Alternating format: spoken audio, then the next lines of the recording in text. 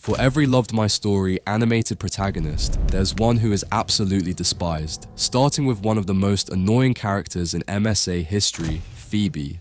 As one user pointed out, the center of Phoebe's problem is her clear manipulation with her quote-unquote ugly blue eyes.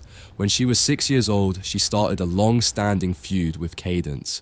Throughout the episode, people think I'm innocent, but I'm not. You can see Cadence is considered the mean girl who's a cheerleader, but you almost feel sorry for her, considering at every turn, Phoebe is there to ruin her life. She attempted to steal her favorite blue-eyed doll, breaks it, and then manipulates her brother to tell their parents she started the argument, then in high school intruded in personal plans to go to the movie theater. But this isn't the worst of it. She engages in a physical fight with Cadence just for her simply knocking books out of her hands and stepping on them. She instigates and escalates situations and then plays the victim. With these events, we can clearly put the pieces together that although Phoebe wasn't trying to intentionally ruin Cadence's life, she had more negative run-ins with Phoebe than the two we saw. I don't know about you guys, but we need to see an episode with Cadence as the main character. Anyways though, at the end of this episode, Phoebe does redeem herself and shows the audience that her father is controlling and also quite toxic, forcing her to cover her blue eyes with brown contacts. This gives her a great redemption arc since she learned to appreciate her eyes while also humbling herself and still gaining a new friend Grace and boyfriend Levi. Regardless of this fact, Phoebe still goes down by fans as one of the most hated characters ever, but while Phoebe is considered super annoying by fans, Iris is praised for being selfless and compassionate. She's famous in the world of MSA, not only appearing in her dedicated episode, but in 5 other appearances we'll discuss in just a moment. Iris may live a luxurious life, but that doesn't change her attitude as she cares deeply for others. She once visited a hospital to gift many children who were there and hang out with them. One of those patients was a young girl whose older brother is a prominent love interest in this episode named Marcus. We see him admiring Iris due to this interaction and later go on to love Iris for real. Yeah, let me explain. Since Iris is a popular supermodel, she's constantly getting her privacy invaded to the point where she wanted to live a double life, Hannah Montana style. She rebranded as Siri, changing the letters in her name to hide in plain sight. Marcus goes to this new school, and although he teases her, pranks her, and is downright disrespectful, he grows to love her for her personality, rather than just admiring Iris from afar.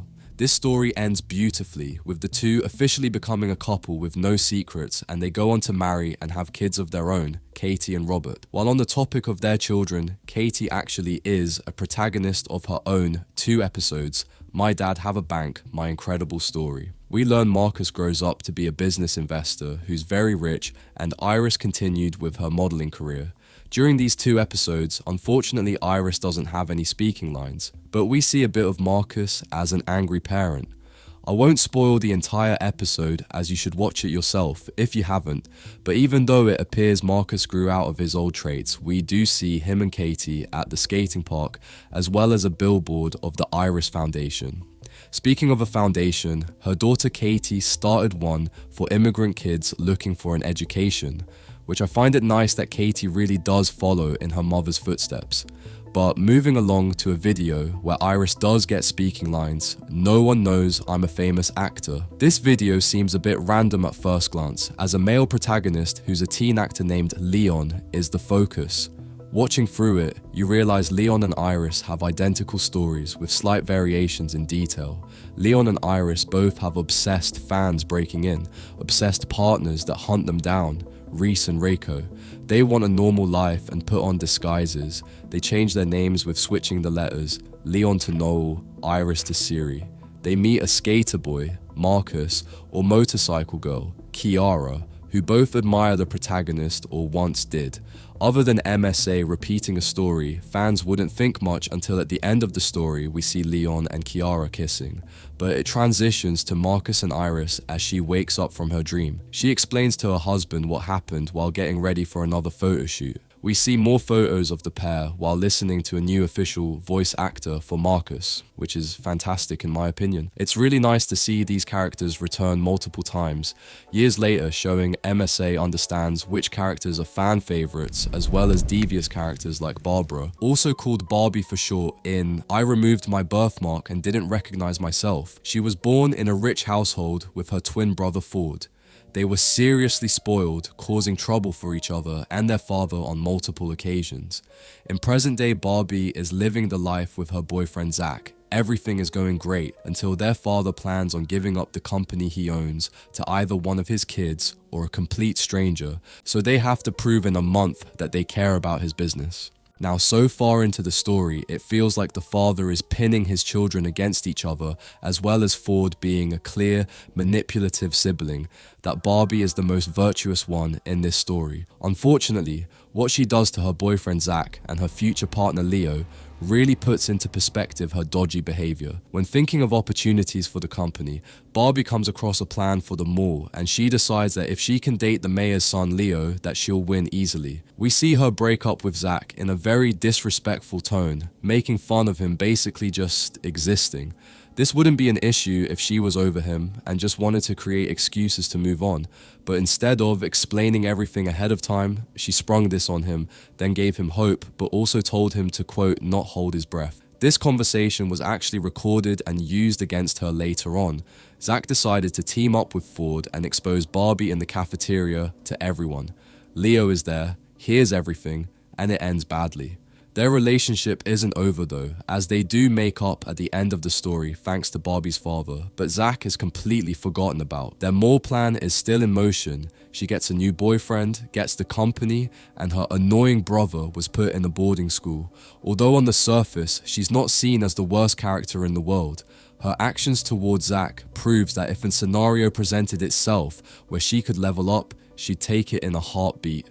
Sure, she wants to help kids in need by donating equipment, but that doesn't absolve her from how she treats others and creates a negative track record that many online can see coming a mile away. Many on TikTok, as well as this video's comment section, a red flag and a horrible person. But double the comments of love were posted on the character Chamilleia for her perseverance. Chamilleia grew up having dreams of becoming a fashion designer, and her skills are truly remarkable. Unfortunately though, she had a tough childhood. She had very unsupportive parents who wouldn't give her a basic education, toys, or normal life that a kid needs. Instead, they put all their focus on her younger brother Pedro, who would also contribute to the poor living conditions. He'd treat her like a servant and force her to do endless chores.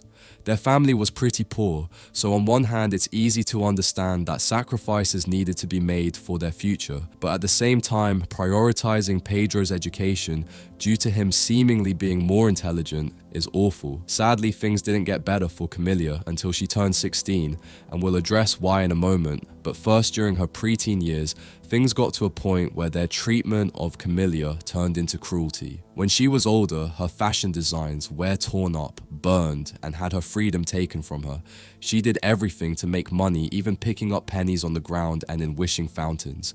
Thankfully, throughout all this terrible treatment, Chamilleia would meet a new neighbor who would end up being her best friend and quite literally saved her life. Her name was Sophia, and she was able to help Chamilleia not only learn how to read and write, but also was her main motivational speaker of not giving up on her dreams. Chamilleia started a podcast talking about her dreams, set up an online business for her dresses, and things looked up. She was able to use the podcast to expose her horrid treatment at home and moved into Sophia's home. We see her get into the fashion school she always wanted, and the story ends with her being very rich. I think the cherry on top with this entire story is how her parents come running back to her, begging for money to get Pedro out of jail, and she just walks away from them. They needed her, but she did not need them. It's truly inspiring, not only to those who want dreams, but also to those who are in a dysfunctional family to never give up or give in. But while Chamilleia's determination got her to the top, Prisma's actions were purely based on circumstances and absolutely ruined her sister's life. Prisma was born as a twin to her sister Juliet, But similarly to Katie and Robert, there's a jealousy brewing where Prisma would always get compliments for her beautiful blonde hair and eyes, while Juliet would be left to the side. The two sisters both enjoyed dancing, but Juliet was far better at it than Prisma, so she took up the hobby of writing. This is kind of where their character arcs end when the story completes, but insane events came before that. Their family starts off as super rich, but then loses all their money, and it causes them to scramble for cash. Thankfully, after the years of being on the sidelines, Juliet finally has the opportunity to join a movie as a dancer. This was her shot to surpass her sister, but sadly, Prisma was, quote, mesmerized by Karen and everything going on that she got noticed and then took the role from her sister without caring about her feelings. She justifies her actions as she wouldn't get the role anyways, but this causes a rift even further since Prisma never once considered how it felt to be the lesser of the two, and it makes complete sense why Juliet would threaten her and make snarky comments. Prisma even became the girl who cried wolf, because when she learned that Karen was a horrible boss and she should never work for her, Juliet didn't listen and took Prisma's job after getting fired. Thankfully, this story ends on a high note, as the sisters both make up after Juliet got arrested and saw what a monster Karen was. Since Prisma went to school for writing and still acted in movies, it's implied she was still successful, and Juliet likely focused solely on dancing, but it doesn't change the fact that Juliet was clearly a victim, and it would be fantastic if someday we get an episode with her as a protagonist, as some in the comments state. Prisma may warp the truth to justify her actions, but one character who just accepts life as it is and makes the most of it is Quinn. Everything she could possibly want: a successful skating career, friends, a boyfriend, and a bright future. This perfect life came to a halt when she hit her head at a house party. Next thing she knew, she was waking up 3 years later in the hospital. It was as if she time traveled because she was still a high school student while her friends moved on to the university she dreamed of. Her life was completely stolen from her, like literally. Elena, her best friend, began dating her boyfriend Victor and took her spot as Victor's partner in the skating rink. They thought Quinn wouldn't wake up, which is sort of understandable, but it's just unfortunate that Victor wasn't as loyal as she might have thought. She realized over time in this story how much of a jerk he was, and Quinn was crying at home, probably feeling hopeless, but this entire story had a valuable lesson. Thankfully, things began to turn around, and life showed her that as long as she stays strong, everything will work out and even end up better than before. While grocery shopping, she met a boy working there named Derek, which, side note, we learn he's the older brother of Marcus, which it's very cool once again how the connectivity with these different characters continues to pop up. Anyways, although Derek isn't rich or quote classy, the two have a clear connection beyond anything Victor could offer. In most MSA stories, we know that the ex-boyfriend tries to get revenge, but in this case, Victor doesn't.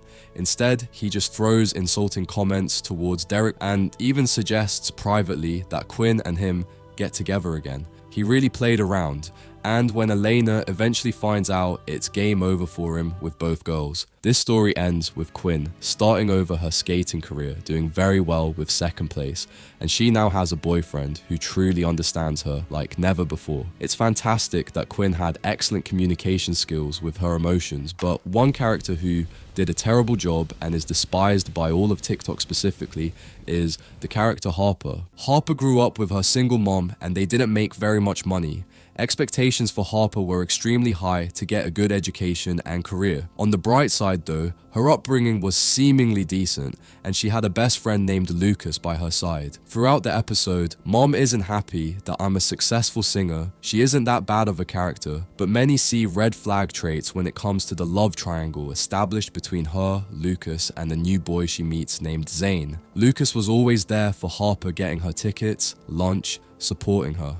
Zane also shared many things in common, like music, and they really helped each other out, especially towards the end. It doesn't really matter who she ended up with in the story since both guys were compatible. Where the problem lies is with how she treated Lucas to then form a relationship with Zane. Harper got into another school, which is how she met Zane, and later they got even closer at the cafe they'd perform at. Lucas didn't like Harper leading him on, saying they are just friends when clearly she was hiding her true feelings.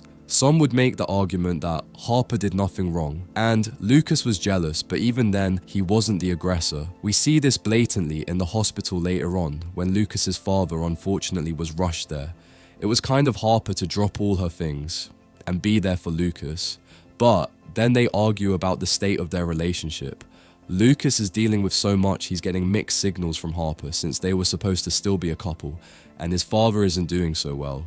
Harper slapping Lucas over a comment about her mom is slightly out of line, but he was just showing how much he supports her music career, and her mom wouldn't. The ending of this story doesn't have a happy ending for Lucas. He's seen on a plane moving away, and although Harper does try to reach out to him and get ignored, it doesn't wipe away her flaws in this episode. It's great she was able to find someone as great and relatable as Zayn, but as many videos with over 39,000 likes point out she's a red flag, and it only felt like they made Lucas a slight red flag to justify her actions at the end. It's safe to say she's the type of character to avoid, but one character who you never want to leave your side is Demelza. Many fans describe Demelza as a saint and angel. She's such a great and almost unrealistic character, not for what she accomplishes in this story, but rather who she is devoted to, that being her stepsister. Demelza has a loving mother and father, but unfortunately that same love isn't extended to her sister, Isabel. Demelza's mother hates Isabel for even existing, since it's a reminder of the affair her husband had with one of the maids. While the relationship was strained growing up, it was mostly fine since the father and Demelza cared and loved Isabel. Sadly, their father died in a car accident,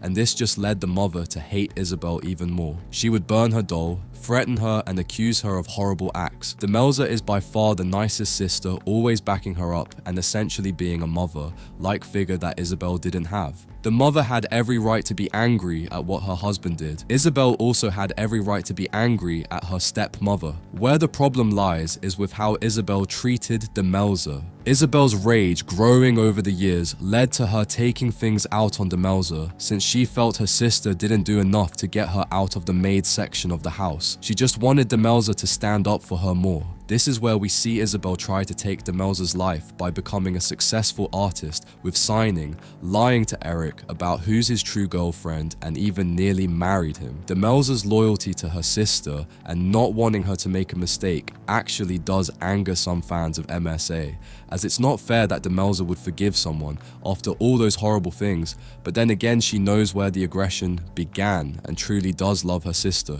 So thankfully Isabel sees the truth with Eric, doesn't marry him since he was cheating on her, and they both went home to live happily. I agree with it being unrealistic, but it's nice to know that she'd never give up on her. And before we finish up with the worst of the worst characters, I'm sure many of you probably will guess who's at the top of the list. I want to build suspense by finishing up our most loved list and talk about Artemis.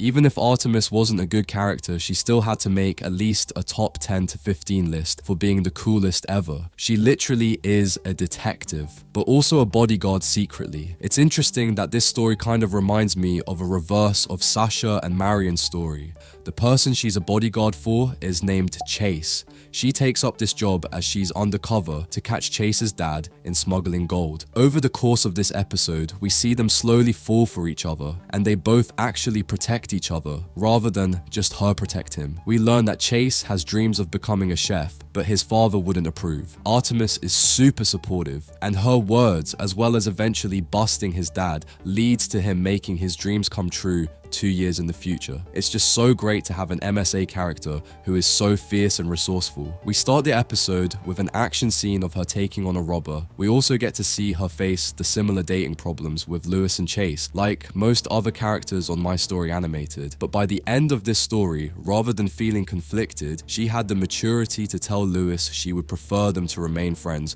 while she eventually reconnected with Chase. She 100% goes down as my favorite MSA protagonist, and now it's time to go over my least favorite as well as everyone else's least favorite. When you think of the sentence worst MSA character, the first name that pops up is Emma. Emma at the surface is quite similar to Chamilleia. They both want to be fashion designers and are incredibly talented. Unlike Chamilleia's story, which is about a character who never gives up and doesn't let relationship drama get in the way, it's the complete opposite for Emma. She has a love triangle going with two brothers of a rich family. Their names are Caleb and Eric. Emma first meets Caleb due to her crashing into his car on the first day of school. He's a really good guy, and rather than making her pay for the damages, he decides to go on a date with her, buys her all sorts of gifts, is super supportive of her dreams, and wants to take care of her long term in the future. His brother Eric, on the other hand, isn't so nice. He's very rude and judgmental. He thinks he knows it all regarding running a successful business, and the results don't lie, but he's got a bit of an ego. Regardless of him not clicking with Emma, right away they do have the same goal and eventually get along quite well. Still, not as much as her and Caleb, but Emma later on doesn't see it that way. Eric has alienated from his family due to not wanting to take over the business. He wants to follow his own path, and it caused Caleb and their father to look down on him. Caleb sure has some flaws in this story for making poor comments of his brother and later Emma, but it was from a place of hurt. The biggest moment where you can obviously see the red flags is during this party where Emma runs out abruptly after Eric to stop him from leaving. Then she hurts her ankle and Eric walks her to a bench. We don't actually see Caleb's perspective, but he knew she went after him and likely saw the whole interaction from the windows. The father also thought very little of Emma, as Caleb revealed later on, and it was due to this moment. I think the fact that Caleb didn't immediately lose it until he saw Emma silently admit her feelings for Eric proves that he was the most patient boyfriend she could have possibly had. She's toxic, and this behavior would totally repeat with another relationship in the future. As comments point out, she and Eric are made for each other, but honestly, I don't even see that relationship lasting if we got an episode 2. But let me know in the comments below if you agree with this list and what characters I might have missed. Oh, also please subscribe.